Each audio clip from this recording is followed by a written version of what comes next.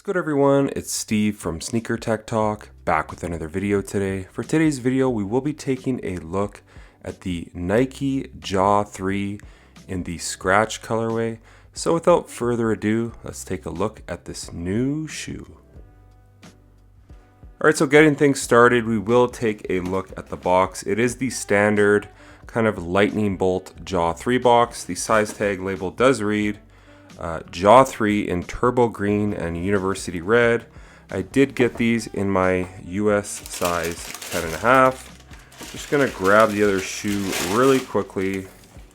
We'll toss the box to the side and take a look at this new colorway for the Jaw 3s. All right, now getting into the shoe itself, this is a play on kind of the old Vancouver Grizzlies logo, color, and just inspired by the logo itself in this kind of like, they're calling it turbo green. It's kind of like a turquoise-ish-esque colorway. A very nice colorway at that.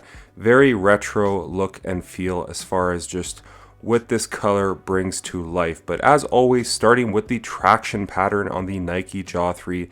If you haven't played in a pair yet, they are elite on clean floors with all of these little Jaw logos running throughout the outsole. It's a very aggressive traction pattern. The squeak on this outsole is like some of the best out there. I know a squeaky outsole does not mean performance, but it adds a nice sound. But the overall performance of this on clean floors is top tier. On dirty floors, you will have to wipe every so often because this is a semi-translucent outsole, but it still is a very nice traction pattern. The rubber does wrap up the side of the shoe to kind of add this extra layer of protection for that ZoomX foam compound for the cushioning, which we'll get to shortly. But the traction is very nice on these. It is pretty soft, so I don't think I would bring these outdoors unless you can get them on sale in a couple months. But for indoors, I have played in my max volume pair a ton, and the traction is holding up very nicely. So great job, Nike, with this really aggressive traction pattern. I just love that they took his logo and made it the outsole for the Jaw 3s.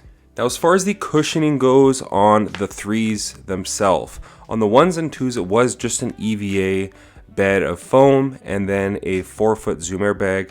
On the 3s, they did upgrade things, in my opinion, with a ZoomX full slab of cushioning for the midsole. Now, the bottom portion is recycled ZoomX, and then everything else stacked on top of it is a standard ZoomX foam compound. And what you're getting from heel to toe is a great cushioning system, a very natural feeling underfoot.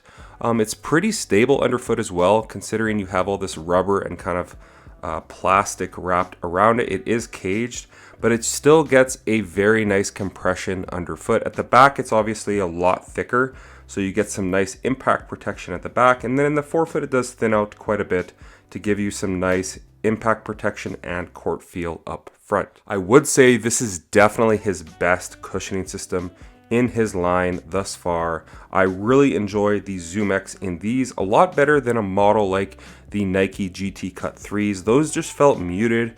These feel a lot better underfoot. So great job, Nike, as far as what you're offering here in the Nike Jaw 3 for the cushioning setup. As far as the fit goes with these guys, it is a little bit tricky because they do run extremely narrow through the midfoot.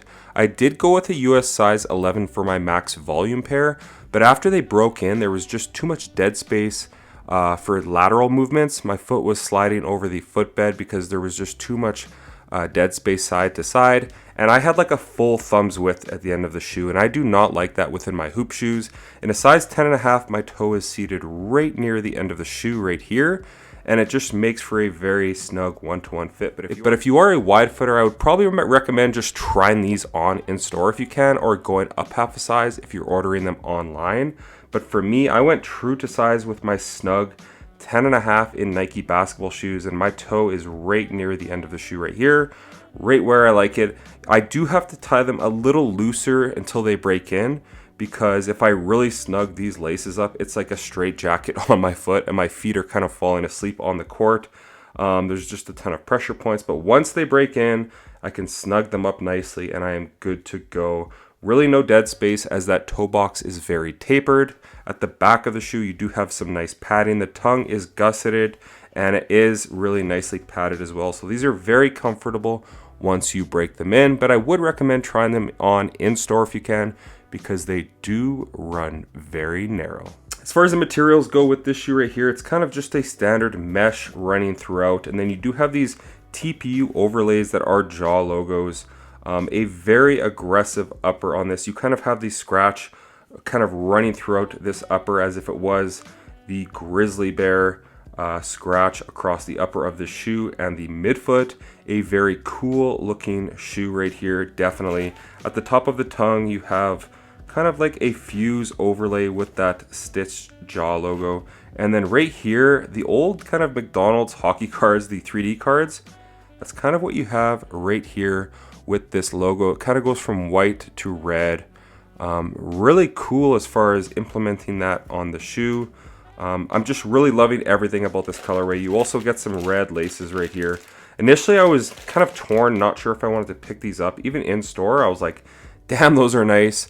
But I just wasn't really wanting to spend the money. But once I brought these home and just recording this right now, I am loving this colorway. And the materials, again, nothing special, but for the price point of $125 USD, $160 here in Canada, I do think they are adequate for kind of on-court use, and if you want to take these off-court, they will definitely get the job done as well. Then as far as the support goes on this shoe, it is pretty good. You are getting a extremely rigid internal heel counter at the back of the shoe right here. It is a TPU at the back of the shoe, and then moving your way down from that, all of these extra overlays the brand is saying kind of helps aid your foot on those hard lateral cuts.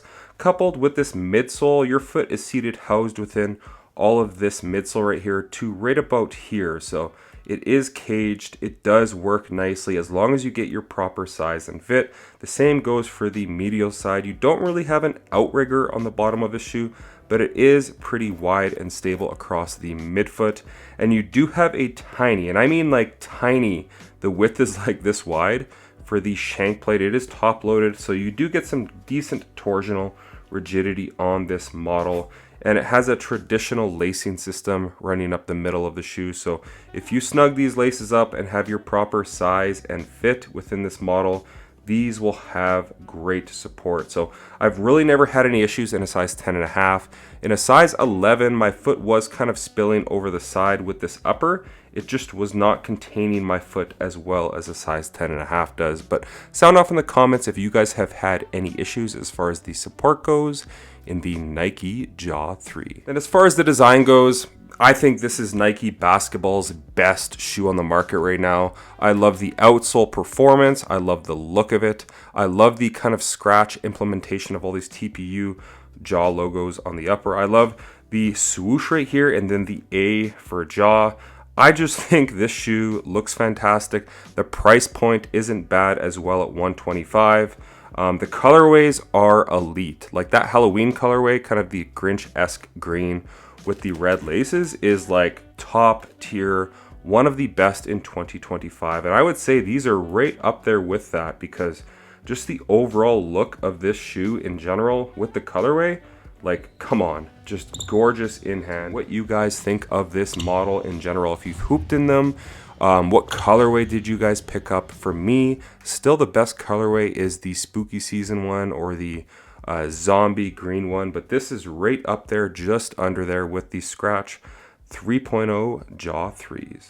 I am interested to see what colorways they do bring out in 2026, because I just think the brand is really onto something with this aggressive looking shoe. Now the 1s and 2s were very safe as far as the design goes. I honestly didn't care for them. The performance was decent, but the design just wasn't there. But this is what I'm talking about like Nike basketball being back. Just being very forward thinking, being aggressive, trying something new. And that's exactly what this shoe is doing with the implementation of the Scratch logo running throughout. I'm very excited to see what they do with the 4th model, but so far so good. I'm really enjoying this model. The standout features for the Jaw 3 in general are definitely the traction, the cushioning, the lightweight nature, and these are pretty breathable as well with this mesh on the upper.